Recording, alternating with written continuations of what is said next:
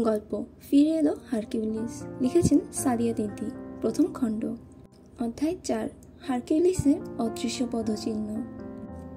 Hercules যেন এক অদৃশ্য শিকারী, যার প্রত্যেকটি পদচিহ্ন হাওয়ায় মুছে যায়। সে যেন অন্ধকারের ঢাকা এক রহস্যময় অস্তিত্ব, যে কোনো পন্থায় বেরিয়ে আসে এবং নীরবে খুন করে চলে যায়। তাকে ধরার জন্য একাধিক হাত চলছে। বাংলাদেশ পুলিশ প্রশাসন, ডিটেকটিভ এজেন্সি সহ আরও গোপন তদন্ত কমিটি সকলেই খুঁজছে তাকে। এই খোঁজের মাঝে পুলিশের নাকের ডগা থেকে আবার নতুন খুন। ভোর 6টায় মাগুরা জেলা শহরের বিজয় স্মৃতি ভাস্কর্যের নিচে যৌনাঙ্গ আর শরীরের সবগুলো রক্কাটা অবস্থায় পাওয়া গেল পুলিশ কমিশনার জাহিদুল হক খানকে। মৃত্যুর আগের দিন পর্যন্ত জাহিদুল খান একজন পরিষ্কার চরিত্রের মানুষ ছিলেন, যার নাম, কাজ কিংবা কর্তব্য নিয়ে অভিযোগের খাতা ছিল শূন্য। তবে তার মৃত্যু তার এই জঘন্য রূপকে চোখে আঙুল দিয়ে দেখিয়ে দিল সারা দেশকে। বেরিয়ে এলো কঠিন সত্য। জেল হেফাজতে থাকা একাধিক নারী আসামিকে ধর্ষণ, হত্যা সহ আরও একাধিক অপরাধের তালিকা। আবারও উত্তাল দেশ। বিগত 15 দিনে 3 নম্বর খুন এটা। পুলিশের প্রচেষ্টা ক্রমশ বেড়ে চলছিল, কিন্তু তারা যেন পুরোপুরি হারকিউলিসের শিকারে পরিণত হচ্ছিল। পুলিশের একেবারে আশাহত, কারণ যেখানেই খুনের ঘটনা ঘটছে সেখানেই হারকিউলিসের উপস্থিতি বিলীন হয়ে যাচ্ছিল। কোথাও কোনো সাক্ষী নেই, কোনো টুকরো প্রমাণও পাওয়া যাচ্ছে না। হারকিউলিস শুধু রেখে যাচ্ছে প্রতিটা খুনের সাথে একটা নতুন চিরকুট, যেখানে লেখা ধর্ষকের শাস্তি মৃত্যু।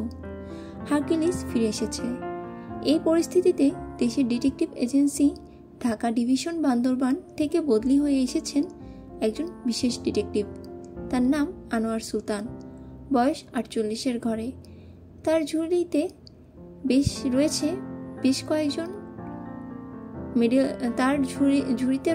বেশ কয়েক মেডেল সহ শহরের অন্যতম শ্রেষ্ঠ অপরাধ বিশ্লেষকের খেতাবও।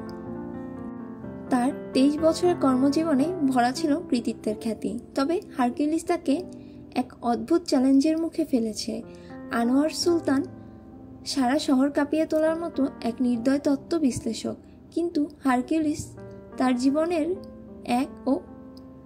তার জীবনেরও অমীমাংসিত রহস্য হয়ে যাচ্ছে।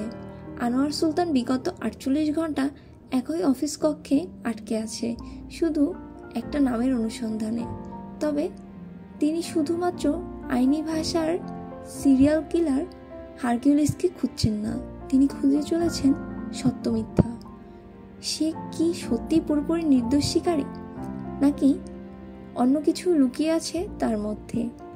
আনোয়ার সুলতানের বিশ্লেষণের মধ্যে অন্ধকারের ছায়া ছিল, এক রহস্য যা ক্রমেই আরো গভীর হয়ে উঠেছিল। প্রতিটি নতুন খুনের পর আনোয়ার সুলতান তার সমস্ত প্রমাণগুলো একত্রিত করে একটি মডেল তৈরি করার চেষ্টা করছিল, কিন্তু হারকিউলিস যেন তার সব সুরাহা খারিজ করে চলছিল।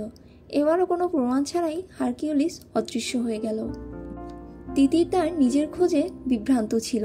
তিতির তার জীবনে 4 বছর দিয়েছে শুধুমাত্র এই একটা নামের পিছনে। প্রতিটা খুন সহ খুনের পেছনে সব ঘটনা তিতিরের মুখস্থ। শুধুমাত্র একটা খুন তিতির কাছে অন্যায় আর অস্পষ্ট। এই একটা খুনই তিতিরকে ভেতরে ভেতরে কুড়ে কুড়ে খাচ্ছিল। তিতির হারকিউলিসের খুনের ব্যাখ্যায় যত ভাবে ব্যাখ্যাকে নিজের মতো সাজিয়েছে, তা সবই তার নিজের দিকে আঙুল তুলছে। আর হারকিউলিসের প্রতি ঘৃণা আর ক্রোধ ধীরে ধীরে এক অদ্ভুত দ্বিধায় পরিণত হচ্ছে। হয়তো এটাই কারণ, যার ফলে তিতির হারকিউলিসের কাছে শুধুমাত্র একটা প্রশ্ন উত্তর চায়। সে 4 বছর আগের একটা খুনের কৈফিয়ত চায়, তিয়াস তানভীর হত্যার জবাব চায়। সে প্রমাণ চায় তিয়াস তানভীরের অপরাধের। তিতিরের চোখ বন্ধ করে জিরিয়ে নিচ্ছে। তার চোখ জ্বলছে লবণাক্ত পানিতে, তাও সে থামছে না। তিতিরের জানে এ পথ মৃত্যুর, তবুও সে ছুটছে।